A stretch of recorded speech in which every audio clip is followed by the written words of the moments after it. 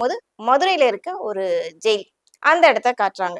அந்த ஜெயில்ல வந்து கௌதம் வாசுதேவன் மேனன் தான் வந்துட்டு ஜெயிலரா இருக்காரு. அந்த ஜெயில்ல வந்துட்டு ஒரு பிசினஸ் மேன கொல்றதுக்காக ஒரு கேங் உள்ள போறாங்க. அவங்கள வந்துட்டு விஜய் இன்னொரு செல்ல வந்துட்டு நம்ம விஜய் இருக்காரு. அவரு போய் என்ன பண்றாரு, அந்த ஃபைட்லாம் பண்ணி அவங்கள காப்பாத்துறாங்க. ஸோ அது மாரி கதை அப்படிதான் போயிட்டு இருக்கு. ஒரு கட்டத்துக்கு மேல அந்த ஜெயில்ல இருக்க ஜெயிலர் கௌதம் வாசுதேவன் மேனனுக்கும், விஜய்க்கு வந்துட்டு ஒரு நல்ல அண்டர்ஸ்டாண்டிங் நல்ல ஒரு நட்பு ரீதியா 2 பேரும் பழகுறாங்க. ஒரு சில காரணங்களால கௌதம் வாசுதேவன் மேனன் வந்து அவங்க இறந்துடுறாங்க. அவருடைய குழந்தை தான் மமிதா பைஜு. அவங்கள தன்னோட வளர்ப்பு மகளா எடுத்து வளர்க்குறாரு விஜய். கௌதம் வாசுதேவன் மேனனுக்கு வந்துட்டு ஒரு ஆசை இருக்கு. தன்னுடைய மகள வந்துட்டு ராணுவ அதிகாரியா ஆக்கணும். அதுதான் அவருடைய ஆசையா இருக்கு. ஆனா, அவங்களுக்கு வந்துட்டு நான் ராணுவத்துக்கு போக மாட்டேன் அப்படிங்கிற மாதிரி அடம் பிடிக்கிறாங்க. எனக்கு அதுல இன்ட்ரெஸ்ட் இல்ல அப்படின்ற மாரி. ஆனா, விஜய் அந்த வளர்ப்பு மகளை தன்னுடைய நண்பனுடைய மகளை வந்துட்டு ராணுவத்துல சேர்த்தாரா?